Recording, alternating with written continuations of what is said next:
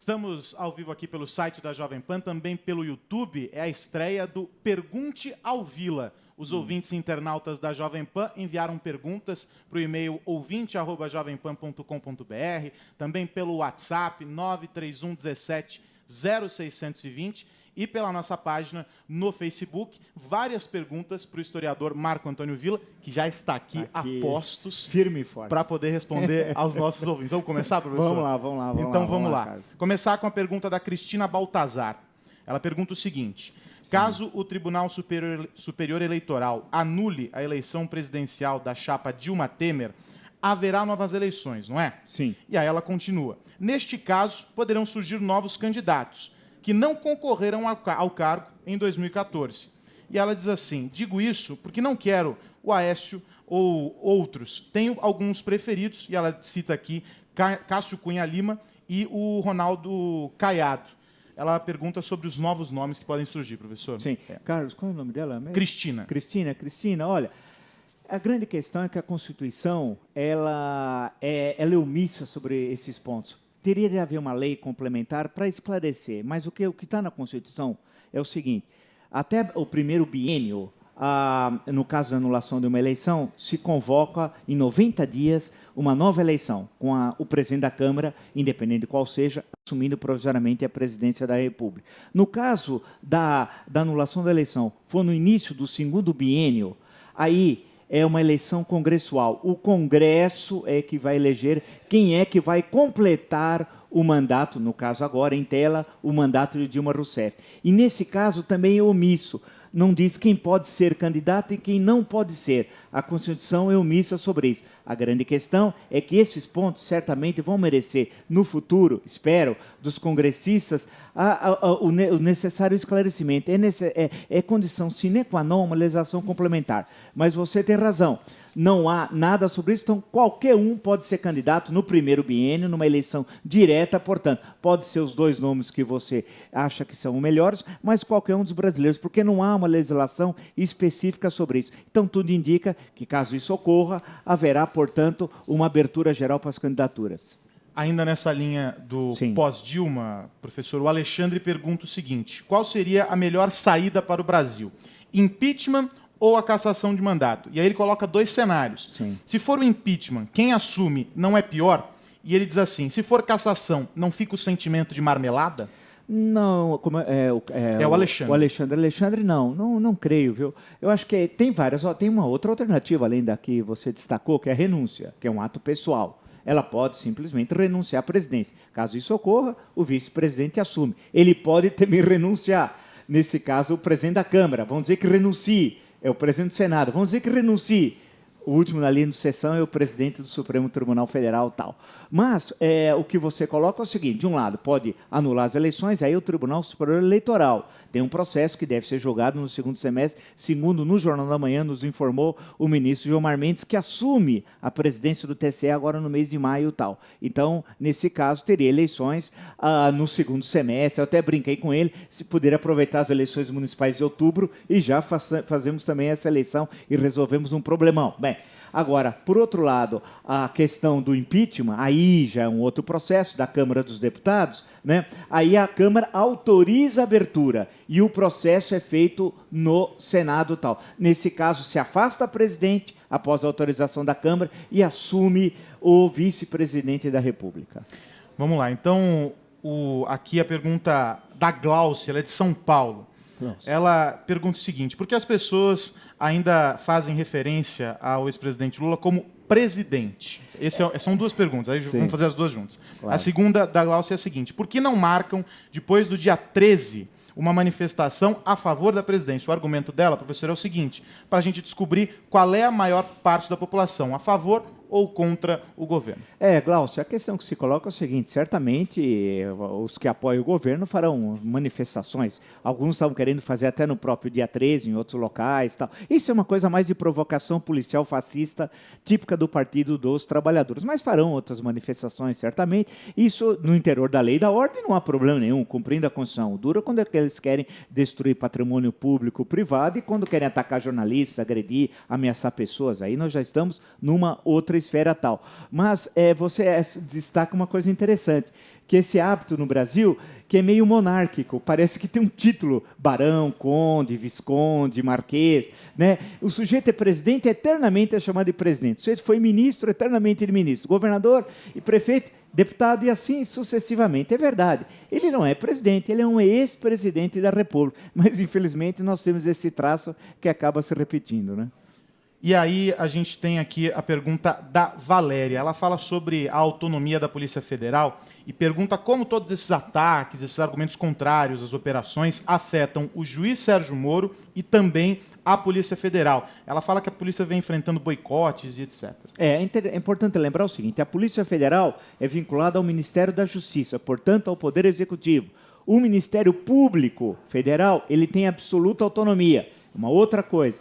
E o juiz Sérgio Moro faz parte do Poder Judiciário. Portanto, nós temos uma harmonia, uma independência, uma harmonia entre esses três. Polícia Federal, Ministério Público Federal e ação do juiz Sérgio Moro na 13ª Vara Federal do Paraná, tal, que é a primeira instância, a segunda instância é Porto Alegre, tal. A questão que se coloca, portanto, em relação à Polícia Federal, há pressões, sim, muito fortes, para que ela limite sua área de atuação. Agora, é importante destacar, a Polícia Federal é uma instituição de Estado, mas o PT, Carlos, tem uma mania de confundir partido, governo e Estado. Acho que tudo é uma coisa só, não. Tem de se manter a autonomia. Partido é uma coisa, governo é outra, Estado é outra. Mas o PT acha que tudo é dele. Agora, aqui a gente está transmitindo também pelo Facebook, através do Live. Então tem os nossos seguidores okay. no Facebook também estão fazendo perguntas. O Paulo Roberto Calderari, que está nos assistindo pelo Facebook, pergunta o seguinte: professor, sim, temos algum novo líder político com visão futurista que pense em uma administração sadia ou estamos longe de ver alguém assim? É o Paulo Roberto. Olha, Paulo Roberto, a coisa está feia, para ser muito claro.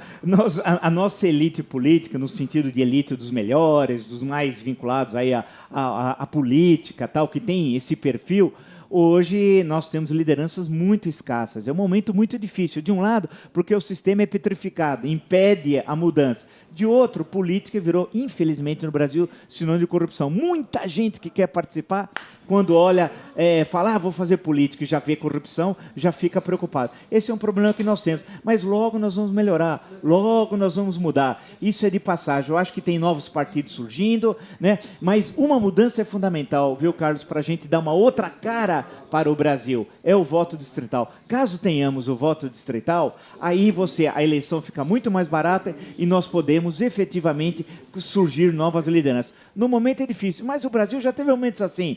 Acaba aparecendo, sempre acaba aparecendo novos lideranças, mesmo nesse sistema petrificado. Agora temos de mudá-lo. Voto distrital é condição sine qua non para a gente reformar, com uma medida só, grande parte da estrutura carcomida da República Brasileira, né? O Cláudio, aqui de São Paulo, mandou por e-mail a seguinte pergunta. Sim. Quando o Ministério Público vai começar a investigar as agências reguladoras? Ele trata as agências como verdadeiros cabides de emprego. É o Cláudio. O Cláudio, você tem toda a razão. Infelizmente, as agências reguladoras, elas surgiram para controlar as várias áreas, a parte de telecomunicações, aviação, a questão elétrica, etc. Tal. Mas o PT, volta a dizer, que acha que partido, governo e Estado é a mesma coisa, tomou tudo. Está tudo dominado para o PT. Tudo passa a fazer parte de um projeto criminoso. Eles vendem tudo, até a mãe, e entregam. Então, a coisa acabou ocorrendo que as agências acabaram sendo tomadas por ele. Por exemplo, a ANS, a Agência Nacional de Saúde, todas as agências.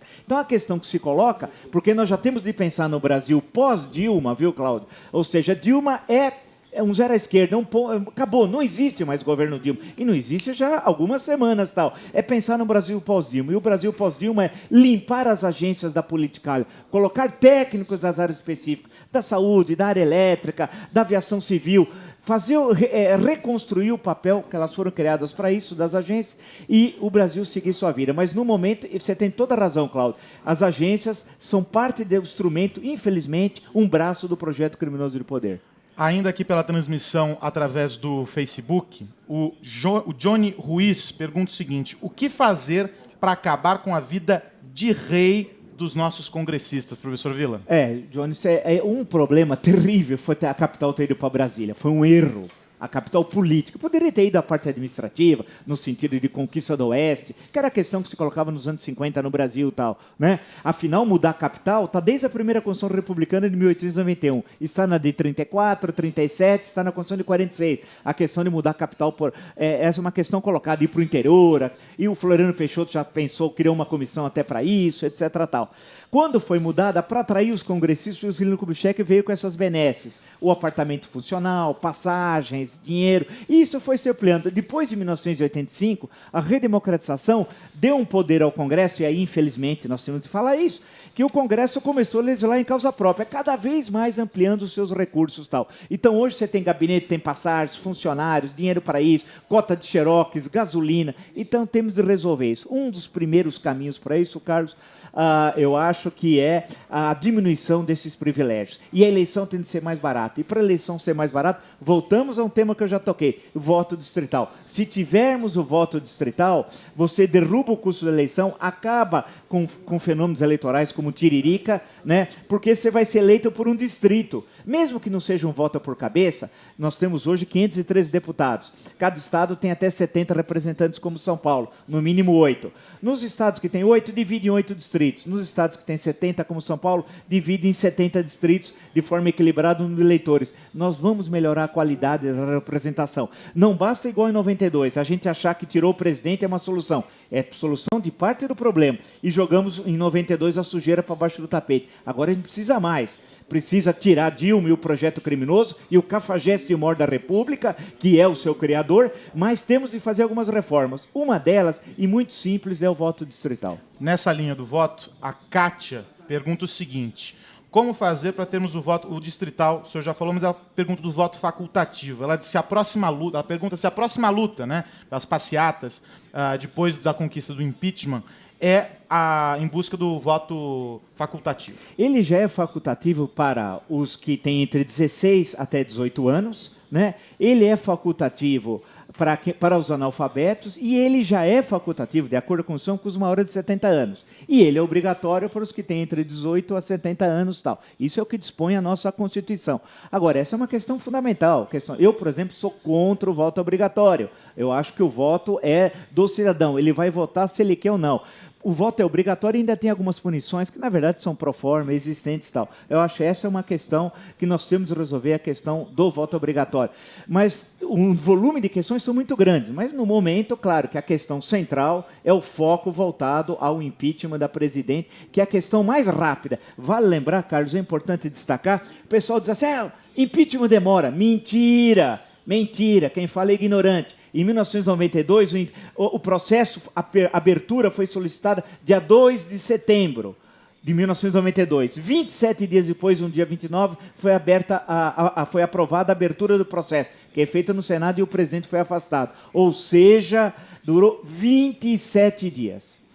Eu lembro que vocês podem mandar perguntas pelo e-mail ouvinte@jovempan.com.br, também pelo WhatsApp 931 17 0620. Estamos transmitindo o Pergunte ao Vila pelo site da Jovem Pan, jp.com.br, pelo YouTube e também na nossa página no Facebook através do Live. Lá no Facebook você pode deixar também os seus comentários. Vou seguir aqui na linha do Luan, que mandou pelo WhatsApp. Ele é do Mato Grosso, professor, Sim. E ele pergunta o seguinte: será que os ministros do Supremo vão voltar atrás em relação ao rito do impeachment com a questão dos embargos agora sendo analisados? Tudo indica que não, infelizmente. Os embargos de declaração, eles vão tentar aclarar o que decidiram. O Supremo é tão ruim que ele decide e ninguém sabe, ninguém entende o que decidiu. Isso é só no Brasil. E, infelizmente, com ministros que são horrorosos. Tem alguns que mal conseguem falar tal, né? Então, a questão toda é que vai ficar esse nó.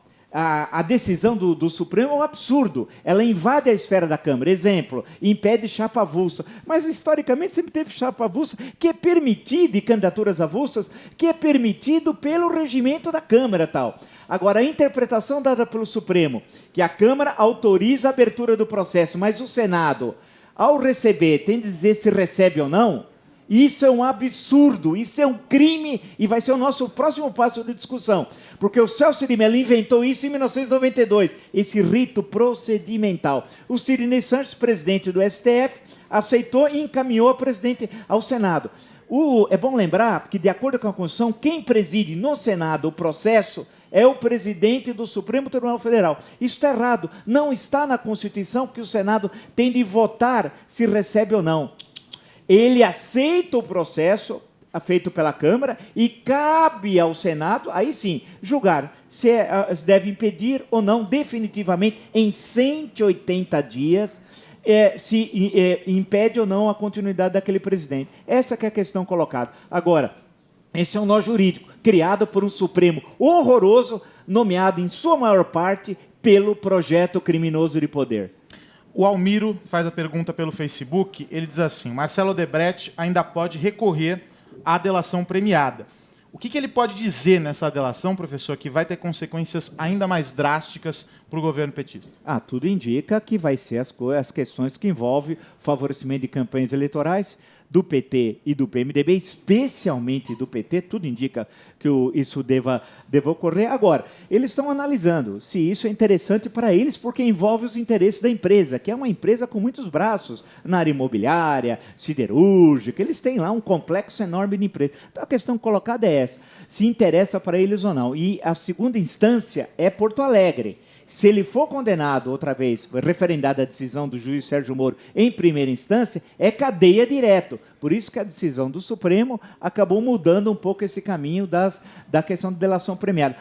Pelo que ando dizendo, a OAS e a Norberto Odebrecht estão pensando, seus diretores, pensando em delação premiada, pensando em salvar também a eles próprios e as empresas, porque elas vão ser duramente atingidas, já estão sendo pela Operação Lava Jato, né?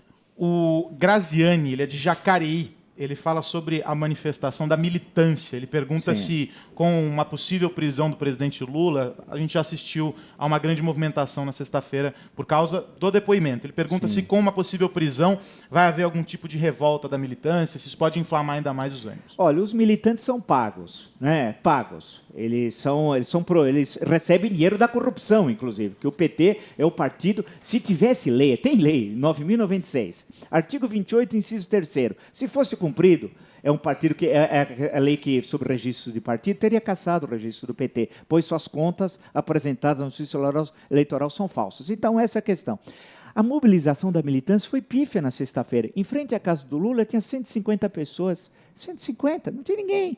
Né? No aeroporto, tinha quantas lá? 200, você vai exagerar? Olha, não tinha. E a mesma coisa no Instituto Lula. Eles não mobilizam ninguém. Volto a dizer, Lula é um tigre de papel.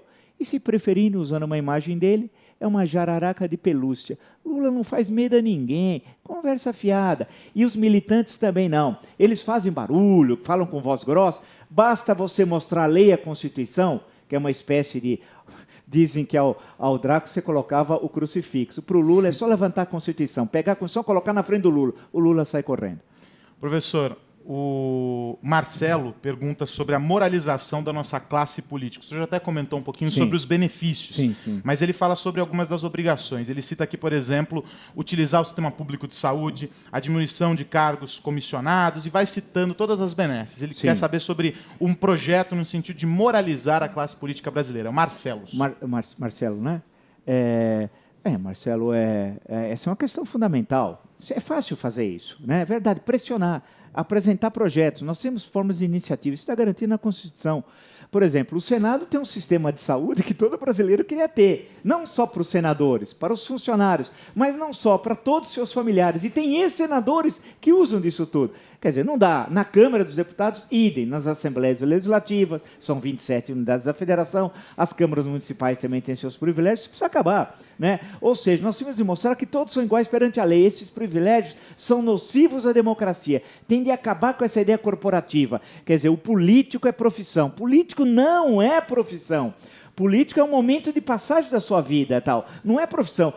Fizeram pesquisa na Câmara, a maior parte da Câmara dos Deputados. A maior parte respondeu, qual é a sua profissão? Político. Ô, cara, você não é político. Você é médico, advogado, você tem uma empresa, você é funcionário disso, você é professor, etc. Político não é profissão. Ou seja, a questão que se coloca é que temos de acabar, concordo com você, Marcelo, com todos esses privilégios. Temos de moralizar a República. Por isso que é um processo geral. Começa lá com a Dilma Lula, né? Mas ele é muito mais amplo, inclui, claro, os privilégios que temos de determinados políticos e de qualquer categoria, né?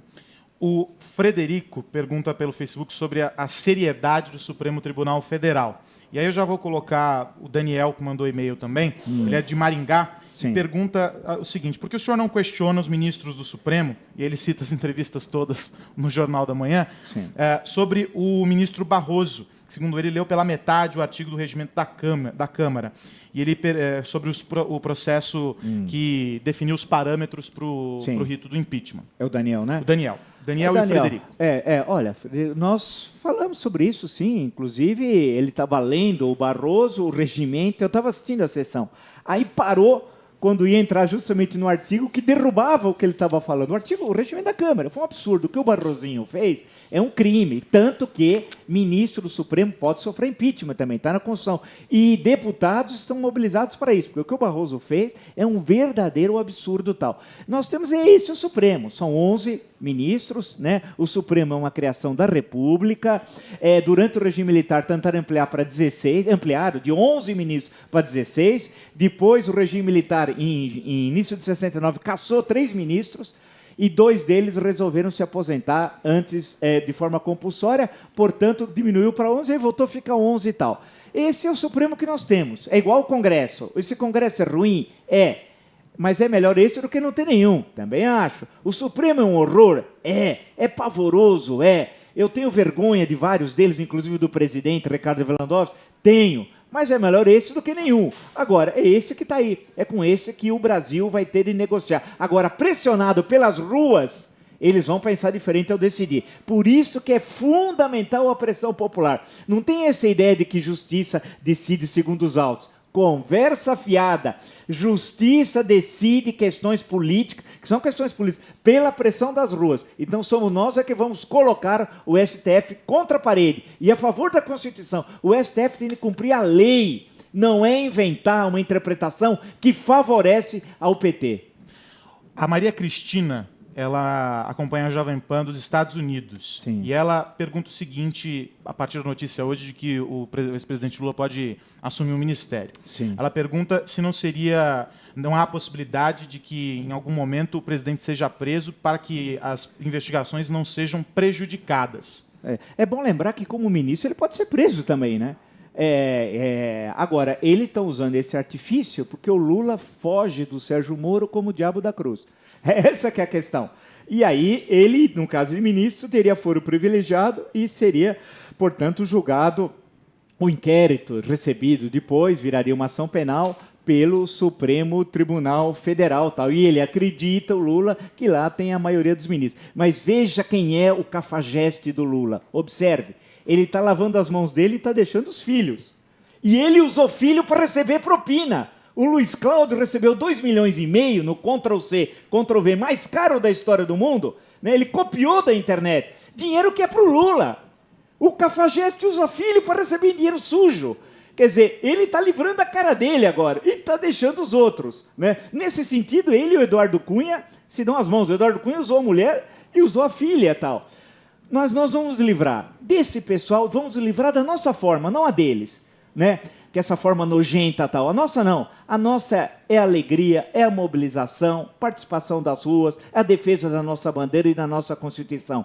Dessa forma, nós vamos, de forma organizada, como sempre fizemos 4 vezes no ano passado e faremos no próximo domingo, e não só, já estamos fazendo nas redes sociais, nas ruas, na comunidade em que vivemos, tal, dizendo não. Nós não queremos mais ser governados pelo cafajeste mor. Não é possível, as nossas tradições não são assim. O Brasil nunca foi assim. O Lula é um ponto fora da curva. Nós vamos nos livrar dele, não como ele quer, dando esse ar de Marte. Não, Lula, você pode terminar na cadeia. Pode ser.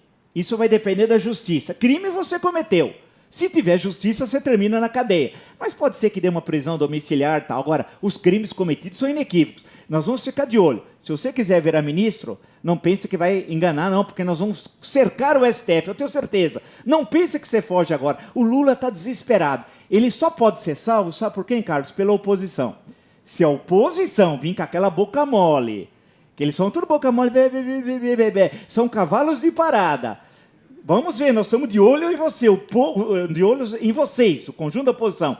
Quero ver, vocês não podem trair as ruas. Estamos de olho. A questão é o seguinte, não é vingança, nada disso, é justiça. Lula, o teu problema não é mais a política, mas é a polícia. As perguntas que nós não conseguimos responder serão respondidas. O professor Vila vai continuar. O Pergunte ao Vila continua. Nós vamos ter outras edições. E você pode continuar mandando as suas mensagens, as suas perguntas para cá. Então vamos lá. Pelo e-mail, ouvinte@jovempan.com.br, pela nossa página no Facebook e pode mandar também pelo WhatsApp, no 911, né? 93117-0620. Eu só censurei uma pergunta, professor. Mandaram uma pergunta, eu achei muita injustiça conosco. Perguntaram qual era o adversário do Santos hoje na Libertadores. E aí eu censurei essa pergunta, falei, o professor não vai responder. Tá certo, isso é provocação. É uma provocação, aí não pode. Professor, obrigado. Claro, até a próxima. Até mais. Essa semana histórica que nós estamos vivendo, culminando lá no domingo, dia 13 de março, quando nós vamos inundar o Brasil de verde.